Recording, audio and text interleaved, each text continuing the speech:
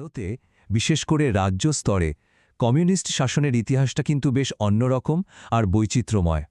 আজ আমরা এই উৎসগুলোর ওপর ভিত্তি করে ভারতের দুটো বড় রাজ্যের দিকে তাকাব, পশ্চিমবঙ্গ আর কেরালা। দেখব কিভাবে তাদের কমিউনিস্ট পরীক্ষা দুটো একদম ভিন্ন পথ নিয়েছিল। চলুন বিষয়টা গভীরে গিয়ে দেখা যাক। আচ্ছা, প্রথমেই একটা প্রশ্ন। আচ্ছা বলুন তো, গণতান্ত্রিক নির্বাচনের মাধ্যমে বিশ্বের প্রথম কমিউনিস্ট সরকার কোথায় ক্ষমতায় এসেছিল? ভাবলে হয়তো সোভিয়েত ইউনিয়ন বা চীনের কথা মাথায় আসতে পারে, কিন্তু উত্তরটা কিন্তু আমাদের প্রচলিত ধারণাকে বেশ বড় একটা চ্যালেঞ্জ জানায়। হ্যাঁ, ঠিকই দেখছেন। উত্তরটা হলো আমাদেরই দেশ ভারত, আর রাজ্যটা হলো কেরালা। সালটা 1957। এটা কিন্তু বিশ্ব ইতিহাসে একটা বিরাট বড় ঘটনা ছিল, আর ভারতের কমিউনিস্ট আন্দোলনের জন্য একটা একদম নতুন প্রেক্ষাপট তৈরি করে দিয়েছিল।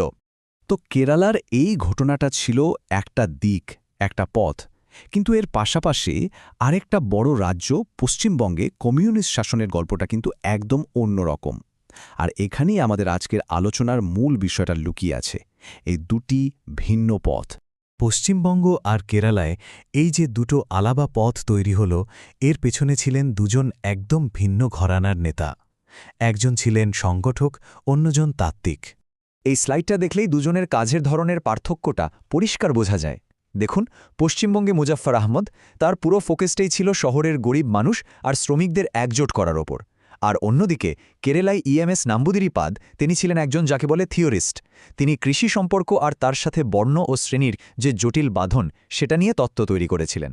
মানে বোঝাই যাচ্ছে দুজনের অগ্রাধিকার ছিল একদম আলাদা, আর ঠিক সেখান থেকেই দুই রাজ্যের পথটাও ভিন্ন হতে শুরু করে। মুজাফফর আহমদের এই কথাটা শুনলেই তার দর্শনটা বোঝা যায়। তিনি মনে করতেন আসল পরিবর্তন আসবে একদম নিচু তলা থেকে, সাধারণ খেটে খাওয়া মানুষের সাথে মিশে গিয়ে। তার কাছে সংগঠনই ছিল শেষ কথা, মূল শক্তি। আর অন্যদিকে ছিলেন ইএমএস। তিনি শুধু একজন নেতা ছিলেন না, ছিলেন একজন দূরদর্শী তাত্ত্বিক। তিনি শুধু আন্দোলন করেননি, বরং আন্দোলনের জন্য একটা শক্ত বুদ্ধিবৃত্তিক ভিত তৈরি করে দিয়েছিলেন। যেমন তিনি কেরালাকে একটা ভাষাগত রাজ্য হিসেবে গড়ে তোলার রূপরেখা দেন, সামন্ততন্ত্রকে বর্ণ আর জমির মালিকানার জটিল সমীকরণে বিশ্লেষণ করেন, আর সামাজিক ন্যায়ের জন্য একটা দারুণ মডেলও প্রস্তাব করেন। বেশ, তত্ত্ব তো হলো। এবার দেখা যাক এই দুটো ভিন্ন দর্শন থেকে বাস্তবে কী ধরনের নীতি বা সংস্কার উঠে এসেছিল। বিশেষ করে জমি আর আইন শৃঙ্খলার মতো বিষয়, তাদের পদক্ষেপগুলো কিন্তু ছিল যুগান্তকারী। পশ্চিমবঙ্গের কথা বললে বামফ্রন্টের সবচেয়ে বড় সাফল্য হিসেবে কিন্তু ভূমি সংস্কারকেই ধরা হয়। ১৯৭৭ সালে ক্ষমতায় আসার পরেই তারা শুরু করে অপারেশন বর্গা। এর মূল লক্ষ্যই ছিল ভূমিহীন আর বর্গা চাষিদের হাতে জমির অধিকার তুলে দেওয়া। এই সংখ্যাটা একবার দেখুন, প্রায় ২৮ লক্ষ। এ বিপুল সংখ্যক পরিবার সরাসরি জমি পেয়েছিল। এটা নিঃসন্দেহে ভারতের ইতিহাসে অন্যতম বড় একটা ভূমি সংস্কার কর্মসূচি ছিল। এই চার্টটা তো আরও অবাক করার মতো।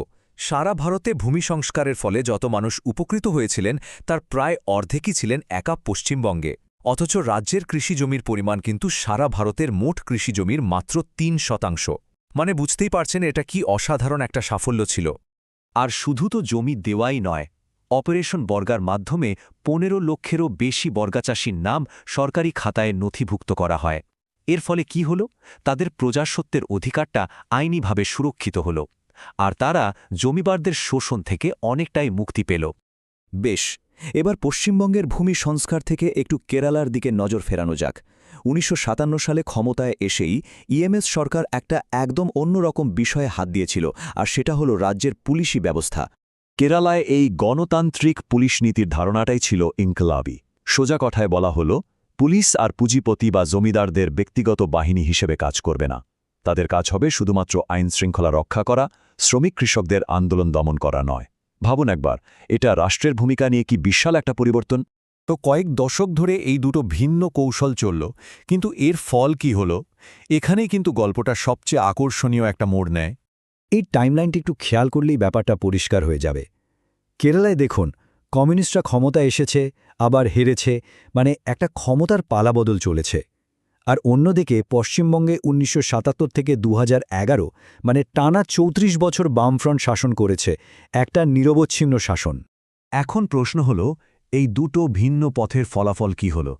এই নিয়ে ২০১২ সালে একটা খুব গুরুত্বপূর্ণ একাডেমিক গবেষণা হয়েছিল, আর সেই গবেষণার উপরে ভিত্তি করেই আমরা বোঝার চেষ্টা করব কেন এমনটা ঘটল। এই টেবিলটা আসলে পুরো গল্পের সারসংক্ষেপ। পশ্চিমবঙ্গে বামপন্থীরা টানা ৩৪ বছর নির্বাচনী ক্ষমতা ধরে রেখেছিল, কিন্তু মানব উন্নয়নের সূচকে একটা স্থিবিরতা চলে আসে। আর অন্যদিকে কেরালায় বারবার ক্ষমতার হাতবদল হলেও রাজ্যটা মানব উন্নয়নের ক্ষেত্রে একটা মডেল স্টেট হয়ে ওঠে। কিন্তু কেন? আসল প্রশ্ন তো এটাই। তাহলে এই যে দুটো ভিন্ন ফলাফল, এর পেছনের কারণটা কি? ওই গবেষণাটা আমাদের একটা খুব ইন্টারেস্টিং ব্যাখ্যার দিকে নিয়ে যায়। গবেষকরা একটা টার্ম ব্যবহার করেছেন, আন্দোলন ভিত্তিক দৃষ্টিভঙ্গি। এর মানে কি? এর মানে হল, যখন একটা রাজনৈতিক দল শুধু ভোটে জেতার জন্য কাজ করে না, বরং সামাজিক সংস্কারের জন্য একেবারে তৃণমূল স্তরের গণ আন্দোলনের সঙ্গে সবসময় নিজেকে জড়িয়ে রাখে।